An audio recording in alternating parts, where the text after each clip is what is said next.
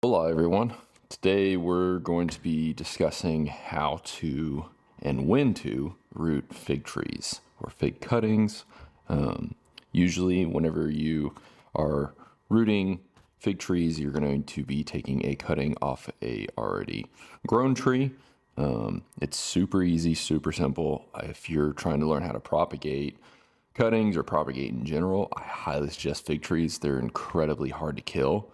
And they're also really easy to prune. So if you're trying to learn how to prune, you can cut those back to the ground and they'll be perfectly fine and they'll come back the next day. I mean, they're incredibly resilient trees. But we're going to be discussing how 3 ways that you can root fig trees.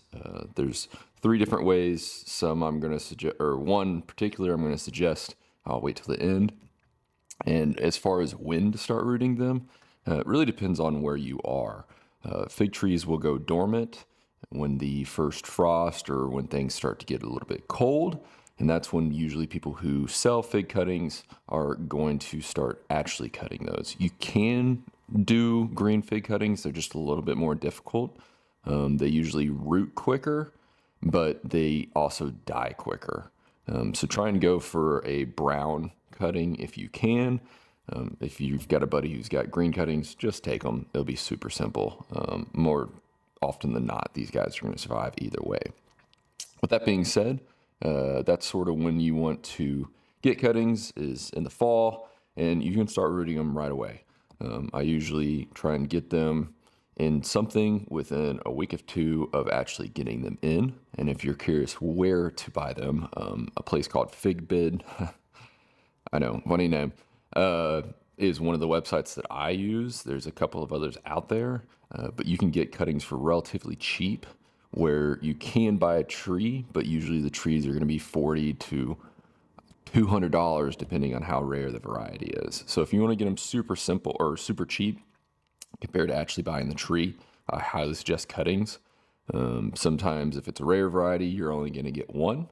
If it's let's say brown turkey, which everybody and their second cousin, when you first start learning about figs, knows about. That's the sort of the commercial variety. There's other ones like Celeste and other ones.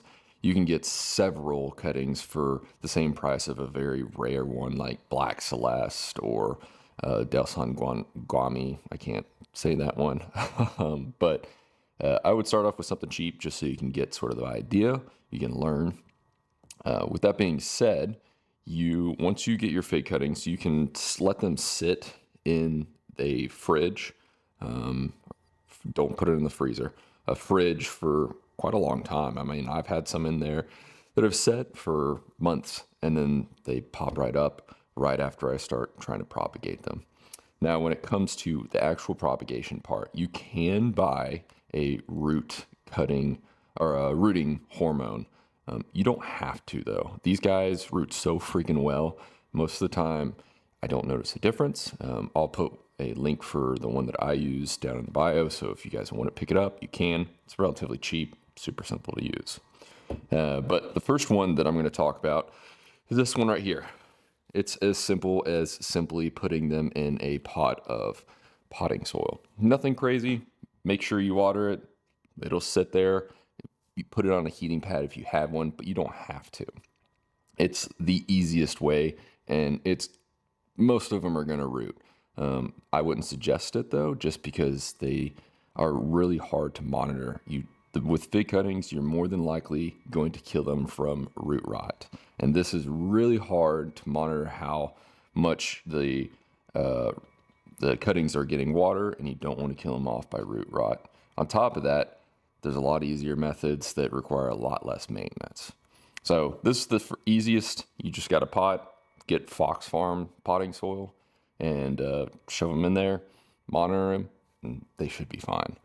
Now, the second way that I actually just learned recently, it's a pretty decent way, is doing the exact same thing, but you put a sandwich bag or Ziploc bag over the top of it, and this creates like a humidity dome. It works super freaking well. And the best part is you don't have to put as much water in as something that's going to be an open container. This you can tell when it needs water because it's not super humid on the inside. Now, this one I've taken off recently, so it's not very humid. But if it's humid, it doesn't need water. If it's not humid, it needs water. Once again, I would put this on a heating pad at about 78 degrees. And you can get a temperature gauge that you put in the soil to monitor that. I'll put a heating pad and a temperature gauge in the bio also. But between these two, pretty simple. Shove it in some soil and put a bag on top of it. And you can put multiple in one. It's not going to affect it when you tear it apart and put it in its own pot. But yeah, besides that, we're going to move on to the last way. And it is my favorite way. It's a lot more work at the beginning, but then you just let it sit for weeks until you see roots. So let's go up and we'll look at the way that I like to do it. Let's try this again. Apparently the first couple times I've recorded this, it did not record the sound, but here we go.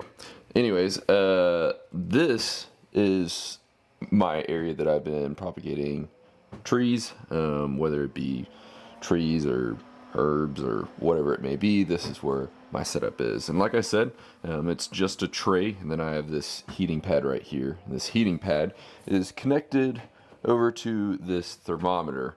I would pick it up, but it is just stretched as far as it can go. And on the thermometer, it is attached to a tiny little piece of metal that I put in the soil on here so that it keeps this heating pad exactly the correct heat or hotness that I want it to be, which is about 78 degrees when it comes to actually starting and propagating items. That makes it super simple. Normally this light isn't on just because I like having the actual rooting process start in the darkness. It makes it to where there's more than likely less leaves, because sometimes fig trees will put off a lot of leaves, but then there will be no roots. So I try not to encourage it, but I already have a couple of fig trees here that have leaves, and I know that they're rooted, so I went ahead and turn on the light. It's not going to be a huge disadvantage. Just know that if you have leaves, it doesn't necessarily mean that you also have roots. Anyways, on to the third way, and the way that I like to do things when it comes to rooting these fig trees, and that is called a fig pop. It's really, really simple. It's just a plastic bag, and then in that plastic bag is soil, and then I just tie it up with a rubber band so that it keeps everything in there, creating this little humidity dome. And I also wrap the top of the fig stick just so it keeps that humidity in and it doesn't dry out through the top of that. You can do it different ways. Some people I know, they use wax, and they dip the tree in wax on the top, and that way it holds it in also. There's a bunch of different ways. Whatever's easiest for you is what I suggest. Just buy some wrap, and that also works really easy, and it's super cheap. As for the soil in the actual bag, I use Fox Farms like I've mentioned before. I'll link that in Amazon, but I don't suggest buying it at Amazon. You can go to a smaller nursery and usually buy it for like half the price. I'll also try and link the bags. I haven't bought some in quite a while because you can get like 200 for next to nothing. And then obviously rubber bands you can find anywhere. But back to the soil. The soil in here, you specifically want a 3-to-1 ratio. I use a cup whenever I'm making this, and I just put all the soil into a box. And I use 3 cups of soil to 1 cup of water. Now, it doesn't seem like a lot when you're actually mixing it, but you don't want to have too much water and rot the stick. You just want enough to where it's going to be humid inside, and it's going to stay that way until you take it out. Now, whenever you start seeing roots, leave it in here for a little bit, because you don't want to take it out right after you see roots. I give it about a week. But like I said about the soil 3-to-1 mix, when you grab the soil, you want it to clump up in a ball, but you don't want water to be leaking at the bottom of your hand. So you don't want it too wet, but you also want enough to where it stays together into a ball. As long as you keep it that way, this is going to be the best way, in my opinion, to do fig root or fig propagation. And the reason why I say that is because This, once you set it up, while yeah, it may be a little pain to set up to begin with, after that, you don't touch it. You sit it down on your heating pad and you let it sit till you start to see roots. Super simple. The other ways, like I've mentioned, you might have more root rot, which I've noticed with the way that it's just uncovered, just in a pot. It seems like that happens more often. And then the other way is a little bit better than the actual pot version because you are creating that humidity dome. The only issue with that is that then you have to separate them.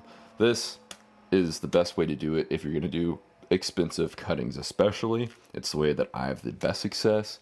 I've done hundreds at this point, and probably out of 100, 1 or 2 have actually failed. It's super, super simple.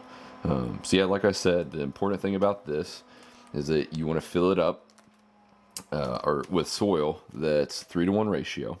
And I try to get as many nodes as possible into this dirt. This just happens to be a really tall fig stick, so I was able to keep a couple nodes out.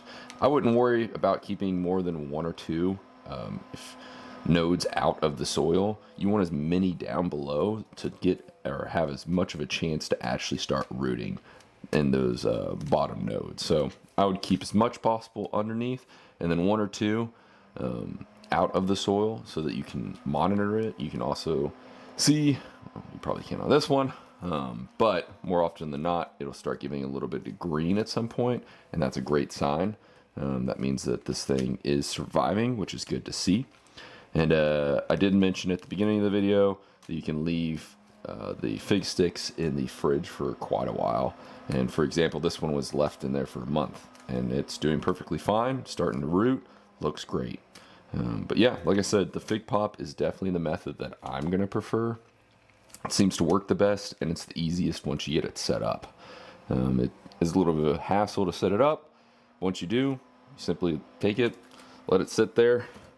A couple weeks later, you have roots. I've had some root in 1 week, and I've had some that root in several months. So it really depends. As long as there's humidity in there and it doesn't look like it's rotting or anything, just let it go. Who knows? It may take off after a month or 2. But yeah, besides that, it's super simple. Like I said, any of the products that I've mentioned in this video, I'll put a link down just so it makes it a little bit easier for y'all to find. But yeah, if you have any questions, ask me. Besides that, y'all have a great day. Thanks for watching, guys.